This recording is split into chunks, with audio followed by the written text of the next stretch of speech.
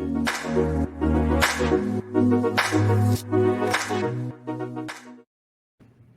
everyone, welcome to another episode of MIA Podcast.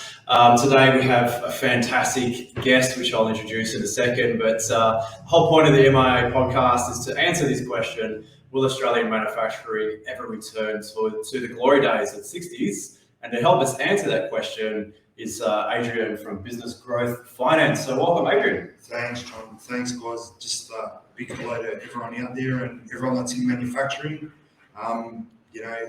First generation Australian. My parents were born overseas, so it's amazing what manufacturing has done for Australia as a country, and also, a lot of immigrants that did come into Australia back, post-war 50s and all that.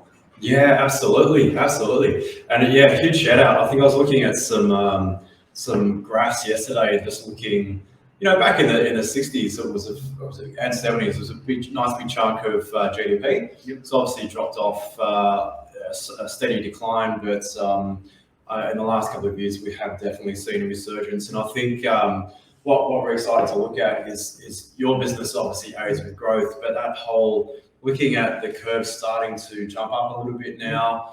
We've got generation 4 of manufacturing. There's a whole set of new opportunities with the current economic climate, and your business is there to help manufacturing take advantage of that. So do you want to talk a little bit about your business, how it came about and how you help? So basically, how my business came about was, having worked in numerous different funders and finance brokerage firms, I really saw and identified a need where people actually took the time to understand what businesses need. Everyone has a habit of going to a business and saying to them, "These are the products I can offer you," and they, very much segment you or slot you into a particular box, as opposed to sit there and say, what is it exactly that you need? What are you trying to achieve overall? What is it that you want? I think what I have learned over the years in all the places I have worked, all of the places I have worked have been very transactional. So they're just focused on that one transaction, and they haven't really done a deep dive enough to really understand, what the businesses and what the clients actually need at that point in time. Yeah. So I think, having watched my father back in the late 80s and early 90s have really good relationships, when I suppose, you used to be able to speak to your bank manager and say, "I want to buy a car, I want to buy a house, I want to buy a forklift, I want to buy a truck." How do we go about it? I think looking at those old values and those old beliefs, just trying to understand how we can offer a similar thing to a lot of those small businesses in 2022 and beyond. Yeah, I love that approach of the business where essentially I think there are a lot of small businesses out there that probably feel like they are a bit of a slave to their bank, and to know that there are alternatives out there. Why would someone say come to your business versus going to a bank? I want to speak that. There's a few things.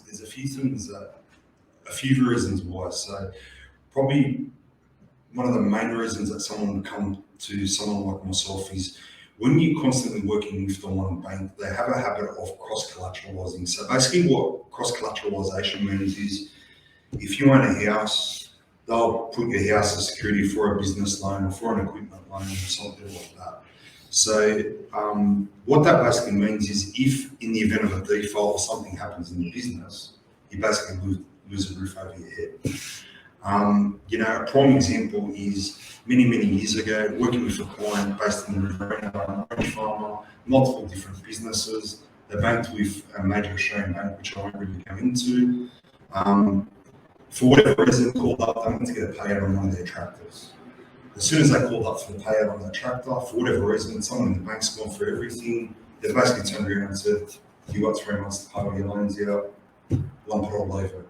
So I think that's, risk mitigation is a big one.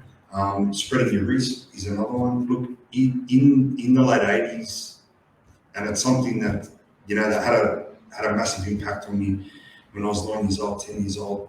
Father had a massive wholesale fruit and vegetable business in Flemington markets.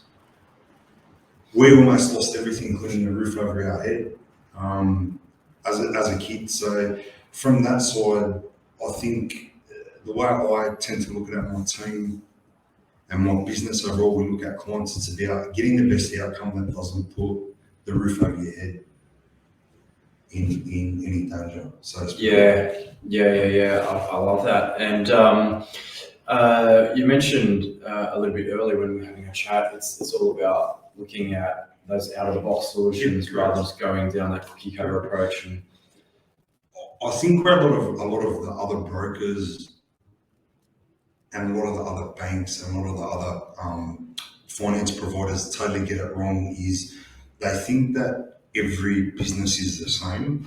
Unfortunately, there's no two clients that I've met in 13 years, 14 years I've been in finance that have been the same. Everyone's got a unique story. Everyone's business is at different stages.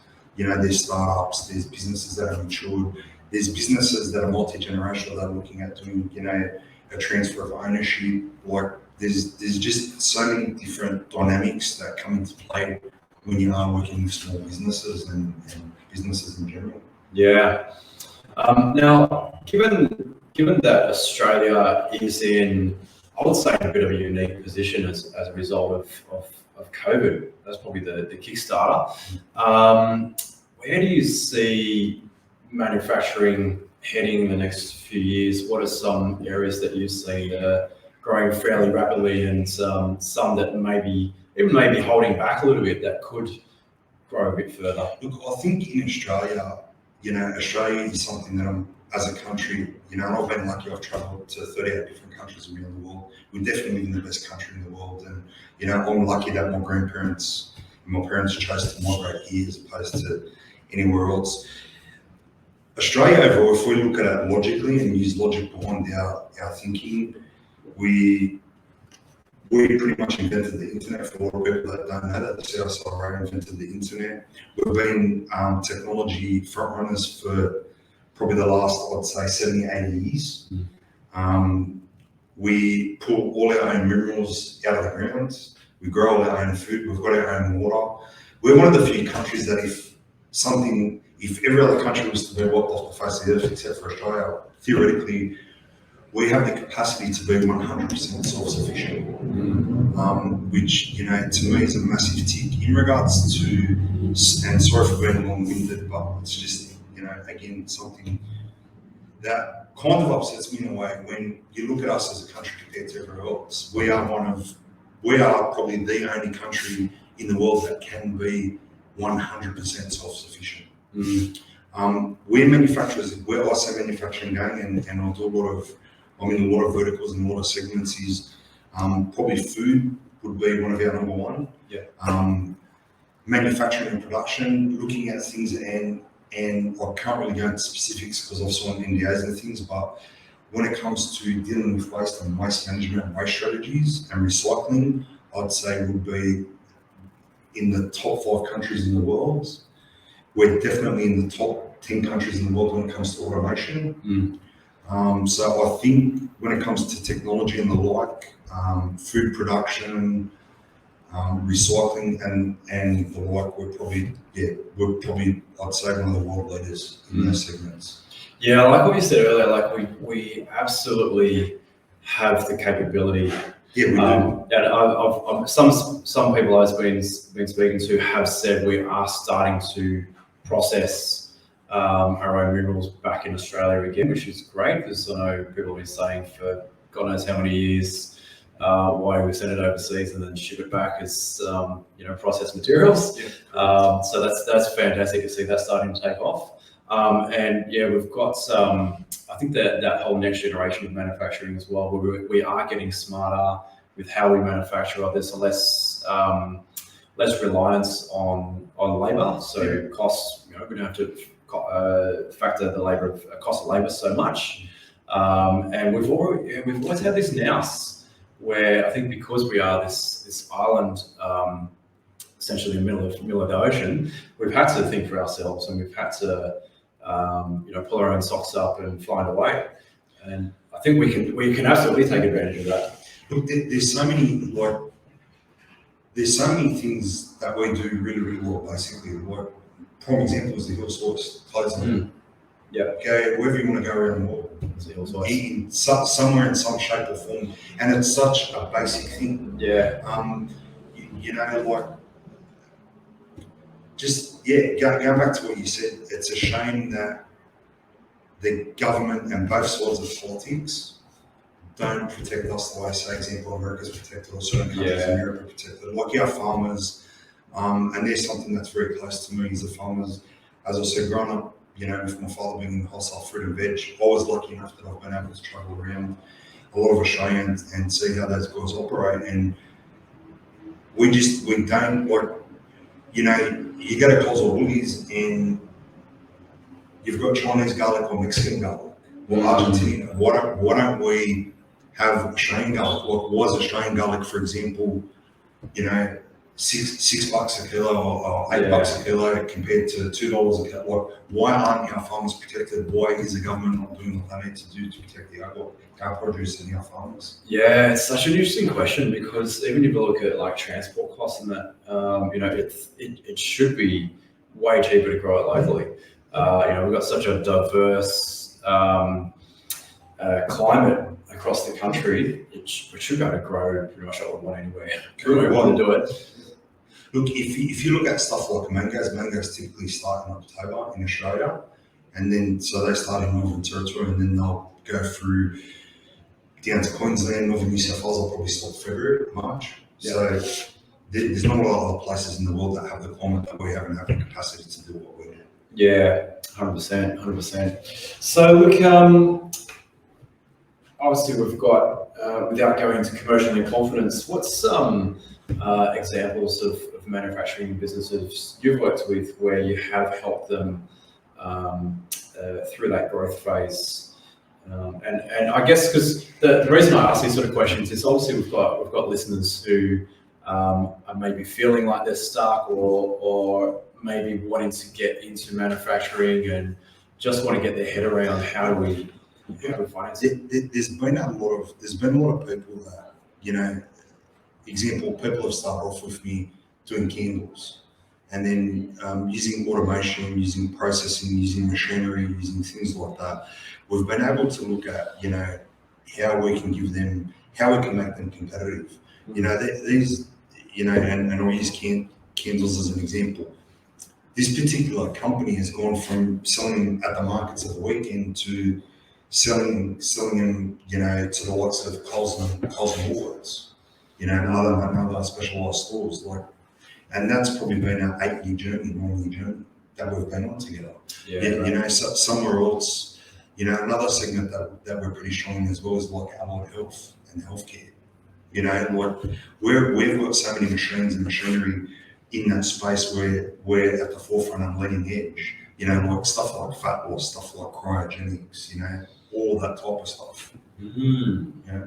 Okay. And a lot of that stuff is made here, and a lot of the R&D is done here, and a lot of the products are put together here. And yeah. Now with that R&D, obviously there's the government grants and incentives to help with the R&D program. Where do you sit in that picture? Do you help them finance up front and then they get their return? What we tend to do is we'll take an overall look at the business overall and how it's structured, and then we're aligned with a lot of really good, you know, a lot of good R&D guys, a lot of good tax guys, a lot of good lawyers, a lot of good. So what we try and do is we've got a good network around us of people that we can refer into, you know, to help people get the best outcomes that they can get. Yeah. We don't, and it's a disclaimer, and we don't get any referral fees or any of that type of stuff. We're a big believer in, you know, helping the clients get the best outcome. Really, yes, the company is called Business Growth Finance, but if we look at it overall, we're here to provide solutions. Mm-hmm. You know what I mean? And work with small businesses and manufacturers to work out what the issues are and how we can help them overcome those issues. Yeah, I like. As we were saying before, it's stepping away from that cookie cutter approach, and I think what what I like to see out of this is if there are businesses who are listening now, who are feeling like they are pretty stuck. I'm going to put a shout out now to your business. Before we we'll soon do a wrap up in another 15 minutes or so. But how do people contact you? Look, they can contact me on my mobile 0401 004646. That's 0401 004646. Or feel free to drop me an email, Adrian, Adrian, at businessgrowthfinance.com.au. The only thing I'm going to say to everyone, the only dumb question is a question that you don't ask. Yeah. The only dumb question is a question that you don't ask. Honestly, guys, feel free to contact me. If I can't get back to you, one of my team will get back to you. We're massive believers in, doing what's right by people and getting the best outcomes that we can. I'm going to throw it out there. There's a massive shed manufacturer here in Australia that we do a lot of work with. We've worked with them to come up with a unique finance option for their clients. We're constantly coming, from their perspective, we're coming head to head with people that are offering shed at a much cheaper price. These companies that vested, they're a third generation business in Australia. They are that vested in supporting Australia and doing right by Australia. They still roll their steel here in Australia, made from Australian steel and aluminium.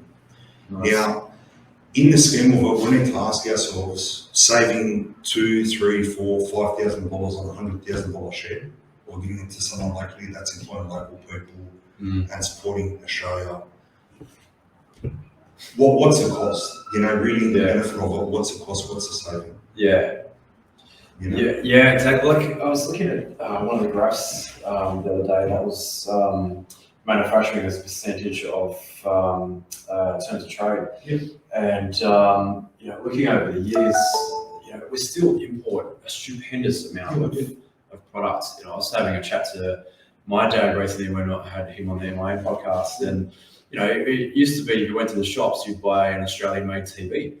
That's true. That might be a bit further down the track before we look at that, because electronics is quite a specialist industry. But still, like you said, it does seem silly that for $2,000 or $3,000, people are choosing potentially overseas versus local. Whereas, I guess when you're looking at the overall picture, if you do buy local, there's obviously the whole benefits of keeping money in the economy, keeping people employed, etc.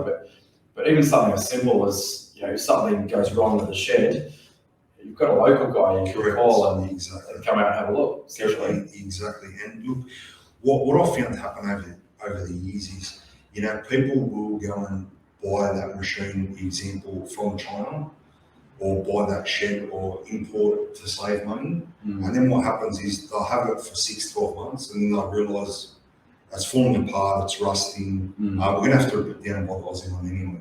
Yeah. So instead of saving that $5,000, potentially it's costing $50,000. Yeah, and a whole lot of hard. Correct. Probably lost time. Yeah. Correct. Yeah. And then the other issue that a lot of people don't realise is, if your shedding, if your dwellings, and if some of your equipment isn't to Australian standards, and for example you import a bit of machinery to produce something into Australia and it's not certified Australian standards, you have a fire, someone gets injured, any of that type of stuff, you're not covered by insurance. That's another risk mitigant that people need to take into consideration when they're looking at the costs saving versus the upfront cost and the long-term benefit. I've got clients that I've worked with for numerous years where they've sort of said to me, we're going to bring this kit in to Australia.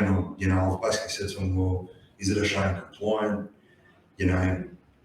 Is work cover going to be okay with it? Are you going to be covered if a bit falls off it and hits someone or kills someone, or someone gets injured? So I think, again, this is the type of service that we offer compared to a lot of other people out there, where they're very transactional and they don't worry about, it's about them getting the deal, helping you, as opposed to looking at, what the overall impacts are going to be, in 5 years' time or 10 years' time or 20 years' time. This is why we get people like Adrian on our podcast, because wealth of knowledge. We don't just have anyone on here. We've the whole part of what my vision of the podcast as well is that educational layer, and that's a fantastic piece of information just there. If you are importing equipment, make sure it's certified or to likely to Australian standards. Yeah, I love that. Maybe we need to get an insurance broker on as well. we also got we have insurance brokers that we recommend and work with as well. Yeah, great. Okay, well, keep an ear out for that. That's going to come up soon as well, because what we want to do with this podcast is look at manufacturing from all different angles. So we've got people in manufacturing, those who support manufacturing, and as I said, the whole education layer as well. So I guess what are some so you mentioned the company the Australian company that builds the sheds. Yes. What's some other manufacturing businesses you've worked with? Guys that do automation. Yep. So some of the guys that do automation, where they might bring certain components in from overseas, but they actually do a lot of the setup and a lot of the manufacturing and the like here in Australia.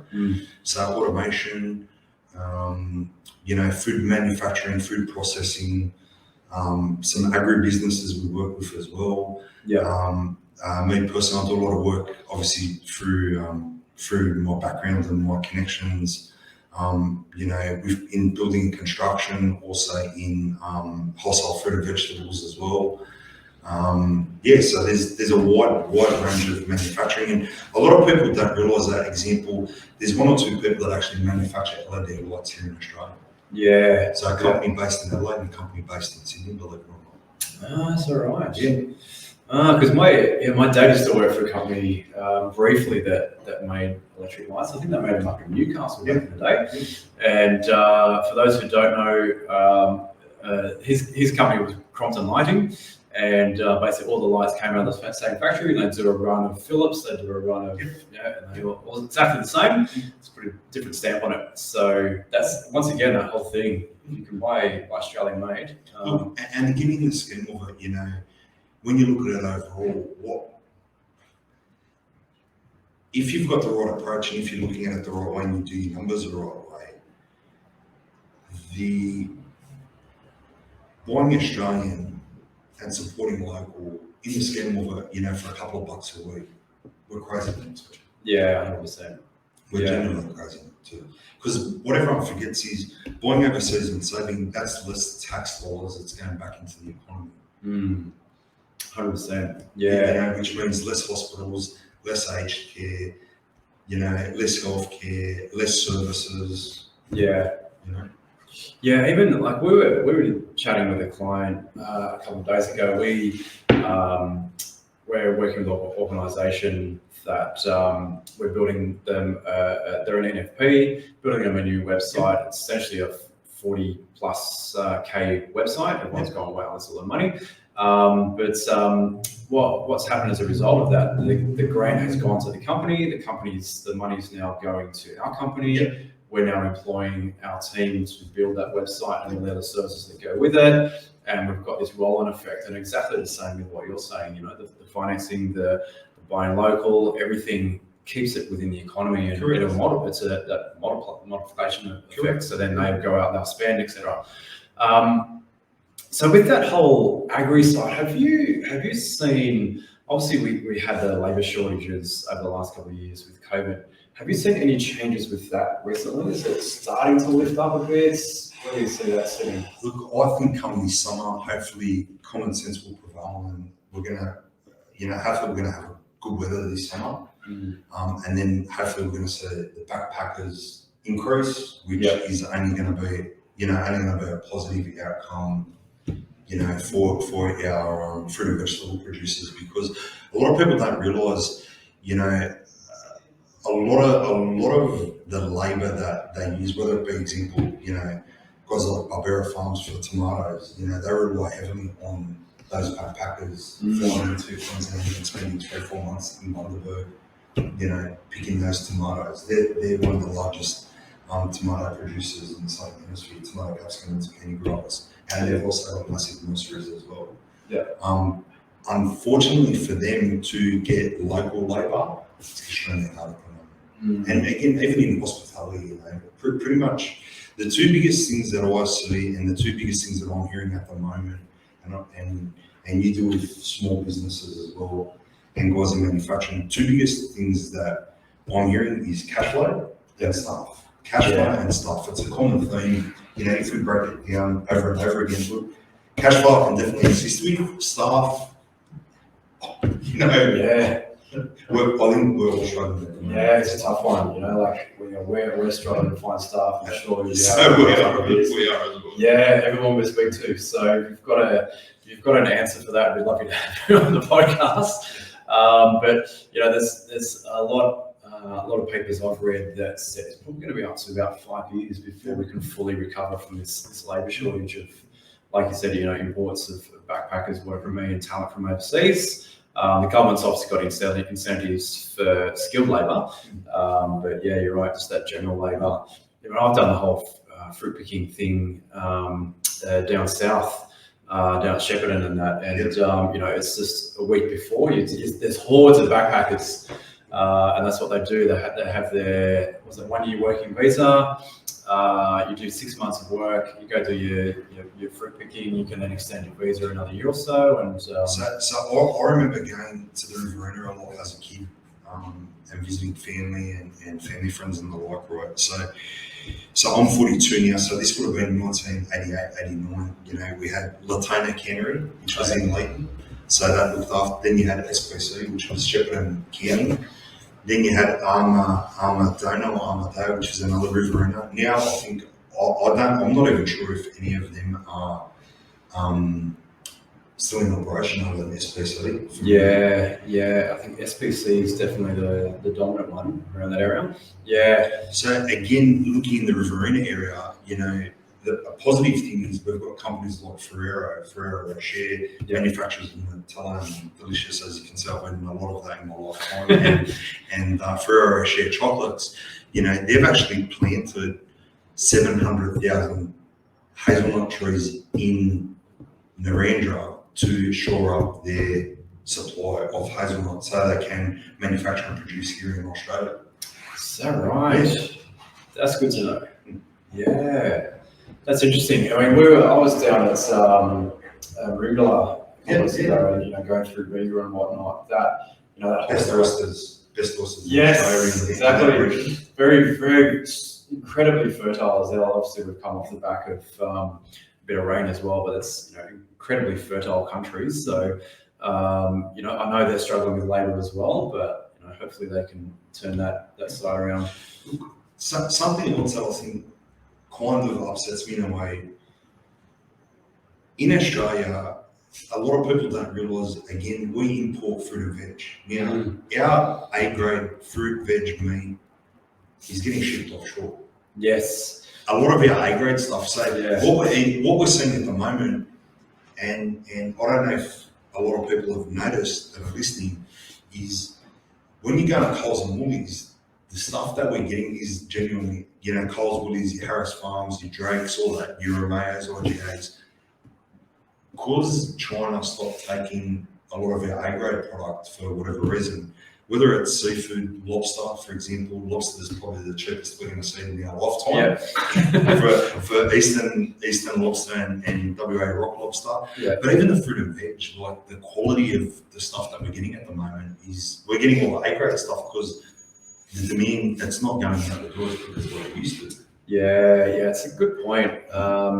I know when I was in Europe years ago, like you just, I think it was, we're in Paris and we had this, I was there with a friend and he was a local and he said, let's just go for a picnic along the River Seine. So you just go down to your local supermarket, throw a few things in your trolley and, you know, sit around and have this picnic. But the food was absolutely incredible, top notch, you know, it was you know, what we call organic, but to them it is normal food. Yeah. And I'm Italian background. I grew up eating organic. Oh, there you go. From Nonna's garden and Nonna's garden. So. Yeah. My parents have got the same thing in their garden, and you know the taste and adhesive stuff is just normal food to us. And you're right. Like I think there has been a long period where we just get served. Look, and I think what happens is what they do really well in Europe is they eat seasonal.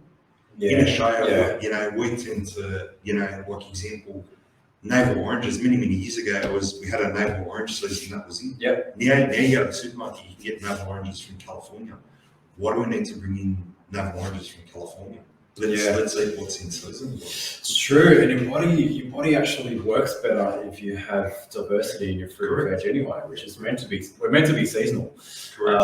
Unless you live in the tropics or something like that. But our bodies are designed for that. Or you want to pay $6 for cos lettuce at the moment. Yeah.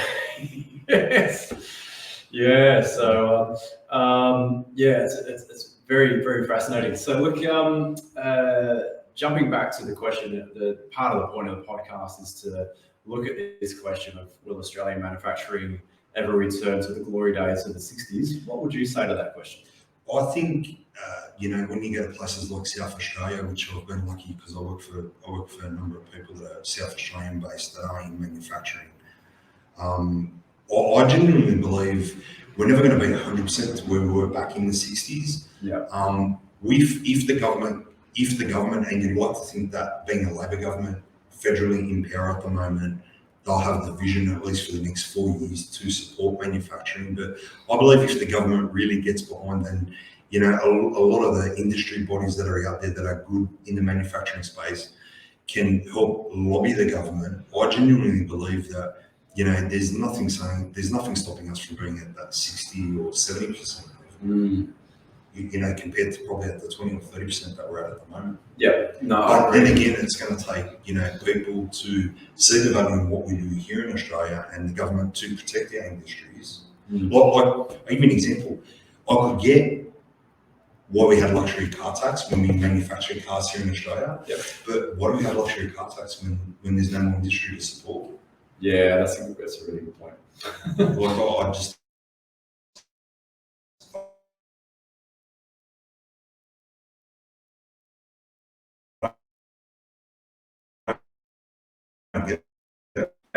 No, we're back again. So I think am I losing internet? Please no. Hopefully we can use haywire around us. I might have to chop that in a little bit. So look, that whole point of ideally Australia will return to, I would say a good chance to hit that 50-60%. We've got, to me, the important things are like looking after our energy costs and power costs. There is I think upskilling in labour as well. I think there's definitely been a gap in apprenticeships and knowledge handover. I keep saying I feel like there's a generational handover, which is we've still got a couple of years before the I would say old school manufacturers are out of the marketplace.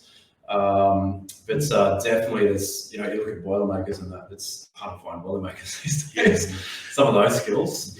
That's true. But on the flip side of that, you think the art of being a Boilermaker, considering we've got all those microbreweries and micro distilleries, it would be probably an in-demand trade at the moment. I would have thought so. Yeah. Like I've got an interest in trains, and they restored a famous train 3801 up in Newcastle. I think last year before they relaunched it, and luckily enough they had the old school guys who used to work on the trains training up these new guys who are the Boilermakers and fitters and turners and all that as well, which is great. Projects like that are fantastic, and hopefully like the New South Wales government at the time, whoever kicked it off, essentially would have seen the vision of that as well. But we've got this next generation of manufacturing coming through as well.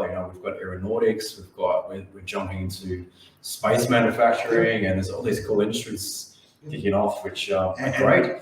And I believe we're going to have a revival as well of the old industries, your Boilermakers, your engineers, your tool fitters, again, automation. Some of the stuff we're doing around automation at the moment is probably, I dare say, would have to be close to world leading in the automation space. Is that right? Can you talk about any or not specifics? What I'm happy to do, I'm more than happy. I'm not an expert. I'm far from an expert in that space, but I'm happy to refer someone that can come and speak to you about automation and multi-generational business, and mechatronics engineering. from University of New South Wales. So Yeah. I'm more than happy to pass the details on and not come and give you guys a full rundown about what's happening on the forecourt motion. Yeah, I would love that. That's something I've always been interested in.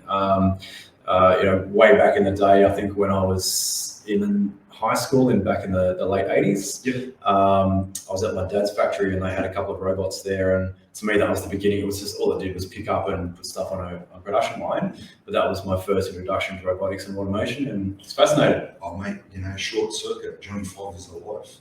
That's a blast for us 80s kids. There you go. Yeah, absolutely. So yeah, definitely love to have them on here as well.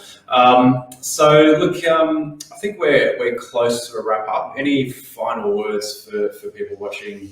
I'll reiterate again what I said. The only question is a dumb question. Guys, please feel free to reach out. A lot of stuff I do is obligation free. I don't charge any fees. I normally get paid from the funders that I introduce you to. So yeah, just feel free. The only question that you don't ask is a dumb question. Honestly. And look, a few things just to quickly wrap up on some nice what we do. Our name says it all, business growth finance. We set up to work with small to medium businesses. We do a lot of work in the manufacturing. So, just feel free to reach out and start a conversation, start a dialogue with us, even if you're looking at doing something 6 or 12 months down the track, let's start having a talk about it, how we can plan it out, how we can set you up to succeed and not fail. Yeah, 100%. And for those who are watching, I didn't bring Adrian on just because I met him on the street. I have actually met a lot of people that have worked closely with Adrian, and they rave about him as well. So I would say very trustworthy business and individual as well as incredibly knowledgeable as well. So thank you for coming on the show. Great to have you on here. Thank you for having me, and thanks guys for listening to us. Perfect. And as always, thank you for listening, watching, whatever it is, however you absorb the podcast, and we'll see you in our next podcast. Thanks again. Thanks, guys.